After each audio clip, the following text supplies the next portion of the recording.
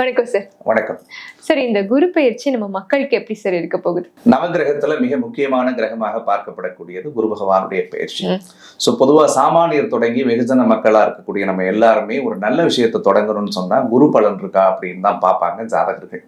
அது கல்யாணம் பண்றதா இருக்கட்டும், காது குத்துறதா இருக்கட்டும், ஒரு வீடு வாங்குறதா இருக்கட்டும், ஒரு பால் காய்ச்சறதா இருக்கட்டும், சுபகாரியம் அப்படின்னு எடுத்துக்கிட்டாலே குருவினுடைய ஆதிக்கம் ஒரு ஜாதகத்துக்கு குரு பலன் தரக்கூடிய இடத்தில் இருந்தால் அவங்க எதை வேணாலும் செய்யலாம் அப்படின்னு நம்ம சொல்லுவோம்.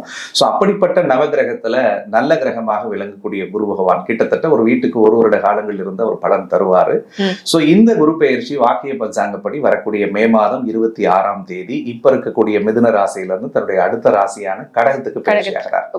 சோ 12 வருஷத்துக்கு பிறகு குரு பகவான் கடகராசியில உச்சம் அடைகிறது அப்படின்றது ஒரு மிகப்பெரிய விசேஷம். குரு அப்படின்னு எடுத்துக்கிட்டாலே ரொம்ப நல்ல கிரகம் அப்படின்னு சொல்லுவோம். குரு தனத்துக்குரிய காரகன், பணம். அதே மாதிரி குரு குழந்தைக்குரிய காரகன். குரு கல்விக்குரியவர், ஞானத்துக்குரியவர், அறிவுக்குரியவர், சிந்தனைக்குரியவர் அப்படின்னு நம்ம அடுக்கிக்கிட்டே போலாம். உலகத்துல நல்ல பண்பு எதுன்னு நினைக்கிறோமோ அது எல்லாம் குருவுக்கு பொருந்தும்னு சொல்லணும். சோ அப்படிப்பட்ட குரு பெயர்ச்சியினால 12 ராசிக்காரர்களுக்கும் குருவினுடைய அருள் பூரணமாக இருக்க போகிறது. அதே மாதிரி குரு வரக்கூடிய இடம் மட்டும் இல்லாது குரு பார்க்கக்கூடிய இடங்களும் அற்புதமான பலன்களை ஒவ்வொரு ராசிக்காரர்களுக்கும் தனித்தனியாக கொடுக்கும். ஓகே சார், நம்ம இப்போ தனுஷ ராசினியர்கள் பத்தி பேச போறோம். அவங்களுக்கு எப்படி சார் இருக்கு இந்த குரு பெயர்ச்சி?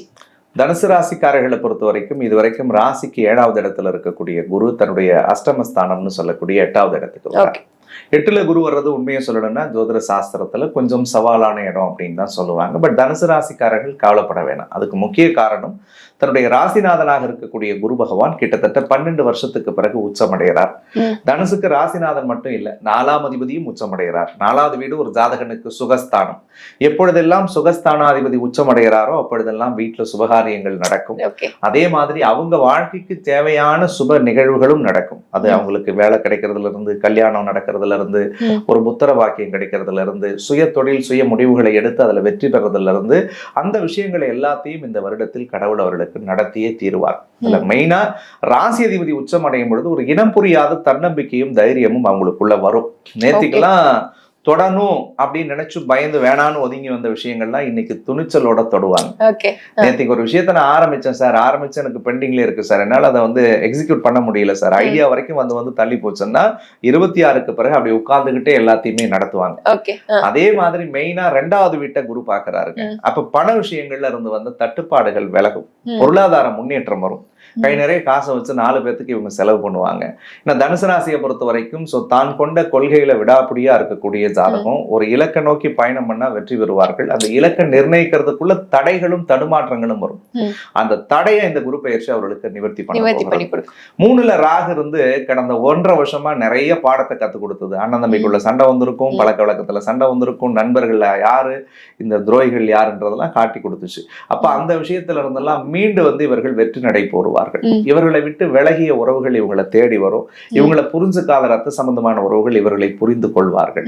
அர்த்தாஷ்டமத்துல இப்ப சனி இருக்கு 4வது வீட்டுல. அர்த்தாஷ்டம சனி உண்மையை சொல்லணும்னா கொஞ்சம் சவாலான சனி தான். அம்மாவோட உடல்நலத்துல கொஞ்சம் கவனமா இவங்க இருக்கணும். வண்டி வாகன போக்குவரத்துல கொஞ்சம் கவனமா இருக்கணும். சுய தொழில் பண்ணும் பொழுது அதில் பண்ற இன்வெஸ்ட்மெண்ட்ல கொஞ்சம் ஜாகிரதையா பண்ணணும். எல்லா வேலையும் இவங்களே எடுத்துக்கிட்டு பண்ற மாதிரி இருந்துச்சுன்னா பண்ணுங்க. முக்கிய பொறுப்பு முக்கிய முடிவுகளை இவங்க டெசிஷன் மேக்கிங் அத்தாரிட்டியா இருக்கணும். 3வது நபர்களை நம்பி சில முடிவுகளை எடுத்தா அதுல சின்ன சின்ன பாதிப்புகள் சலனங்கள் வரும். தயவு செஞ்சு வேணாம். இந்த ஒரு 6 மாசத்துக்கு பார்ட்னர்ஷிப் ரிலேட்டடான விஷயங்களை தொடங்க வேணாம். ஆல்ரெடி பார்ட்னர்ஷிப் போயிட்டு இருக்குன்னா தப்பு கிடையாது, கொஞ்சம் கவனமா பாருங்க. சின்ன சின்ன முரண்கள் கண்டிப்பாக வரும். அதே மாதிரி முக்கியமா பார்க்கும்பொழுது திருமண விஷயங்கள், திருமண விவகாரங்கள்ல 8ல குரு மறைஞ்சிருக்கிறதுனால முதல் ஒரு 4 மாசம் தள்ளி போடுறது நல்லது. கல்யாண விஷயத்தை பொறுத்த வரைக்கும் இந்த குரு அதிசாரமா திரும்ப டிராவல் பண்ணுவார் அக்டோபருக்கு பிறகு. அப்போ கல்யாண விஷயங்களை பேசும்பொழுது அவங்களுக்கு நல்ல பாசிட்டிவான விஷயங்கள் கிடைக்கும். குழந்தை பாக்கியத்தை எதிர்பார்க்கிறவங்களுக்கு புத்தர காரகனே உச்சமடைகிறதுனால கண்டிப்பா புத்தர பாக்கியம் கிடைக்கும். ஆல்ரெடி கடன் மாட்டிட்டு இருக்கும் சார், கடன் அடைக்க முடியவே இல்லை சார், இந்த வருஷத்துல கடன் தீருமா அப்படின்னு நினைக்கிறவங்களுக்கு கண்டிப்பா பொருளாதார முன்னேற்றம் வர்றதுனால கடனை படிப்படியாக அடைந்து முடிப்பார்கள். கிரெடிட் கார்டு லோன் ஏதாவது பெண்டிங்ல இருந்துச்சுன்னா அதெல்லாம் இவங்க சரி பண்ணிடுவாங்க.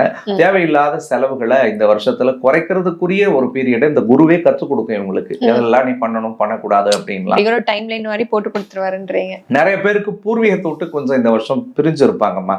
சொந்த ஊரை விட்டு வெளியில போவாங்க. வெளிநாடு போவான்னு சொல்றீங்களா இல்ல தனியா போவாங்க? தனியா போயிடுவாங்க. அது வெளிநாடா இருக்கலாம், வெளி மாநில மாநிலமா இருக்கலாம், வெளி ஊரா இருக்கலாம், ஏன் பக்கத்து தெருவுல கூட வீடு எடுத்துக்கிட்டு போகலாம். பல பேர் குடும்பத்தை பிரிந்து வாழக்கூடிய நிலை வரும்.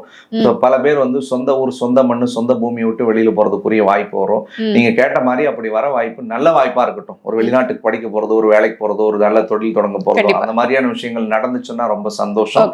பட்டம், பதவி, பேர், புகழ் இது சார்ந்த விஷயங்கள்ல தனுசு ராசிக்காரர்கள் கொஞ்சம் கவனமா இருக்கணும். ஏன்னா சனி நேரடி பார்வையா 10ஆம் இடத்தை பார்க்கறதுனால வேலையில இருந்தா கொஞ்சம் அந்த வேலையில கொஞ்சம் உயர் அதிகாரிகளுக்கு விட்டு கொடுத்து போகணும்.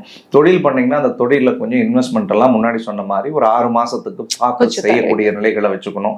இதுல மட்டும் கொஞ்சம் நிதானமா இருந்துட்டா அவங்களுடைய வாழ்வு இந்த வருடம் முழுக்க மேம்படக்கூடியதாக இருக்கும். Okay sir. அவங்க கவனமா இருக்க வேண்டிய சில விஷயங்கள் இருக்குல்ல சார், என்னலாம் சார்? தந்தையினுடைய உடல் நலத்துல முதல் விஷயத்துல கவனம் பார்த்துக்கணும். 9ல கேது இருக்கிறதுனால அப்பாவுக்கு அப்போது ஆரோக்கிய குறைபாடுகள் ஏற்படும். 3ஆம் இடத்துல ராகு இருக்கிறதுனால ரத்த உறவுகள்கிட்ட கவனமா இருக்கணும். நண்பர்கள் பழக்க வழக்கத்துல கவனமா இருக்கணும். அர்த்தாஷ்டம சனி நடக்கிறதுனால அம்மாவோட ஹெல்த்தை கொஞ்சம் பார்த்துக்கணும். முன்னாடி பேசும்போதே சொல்லியிருப்போம், வண்டி வாகனத்துல போகும்போது கொஞ்சம் ஜாகிரதையா இருக்கணும். லாஸ்ட் பட் நாட் லீஸ்ட் 8ல குரு. செய்யாத தப்புக்கு உங்களுக்கு தண்டனை வரும். பண்ணாத பாவத்துக்கு பழி வர்றதுக்கு வாய்ப்பு இருக்கு. வாங்காத பணத்துக்கு வட்டி கொடுக்கக்கூடிய சூழல் ஏற்படும். சொன்ன 3 விஷயத்துல ரொம்ப ரொம்ப ரொம்ப ஜாக்கிரதையா வேண்டும். Okay sir. எந்த மாதிரி தெய்வங்களை சார் இவங்க வழிபாடு? தட்சிணாமூர்த்தி வழிபாடு அவர்களுக்கு மிகச்சிறந்ததாக இருக்கும். வியாழக்கிழமை பக்கத்துல சிவபெருமானுடைய திருக்கோவில தான் இருந்துச்சுன்னா அந்த கோவில இருக்கக்கூடிய தட்சிணாமூர்த்தியை போயிட்டு மனதார இவர்கள் மஞ்சள் வஸ்திரம் அல்லது கொண்டக்கடலை மாலை கொடுத்து வணங்கி வழிபட்டுட்டு 2 அகல் தீபத்தை ஏற்றி வச்சு சாமி கும்பிட்டு வந்தா போதும். இந்த அட்டம குருவால் ஏற்படக்கூடிய சகட தோஷம் விலகி அவருடைய வாழ்விற்கு அந்த குரு பகவான் மிகச்சிறந்த நல்ல பலன்களை செய்வார். Okay sir. கண்டிப்பா சார். நன்றி சார். நன்றிமா.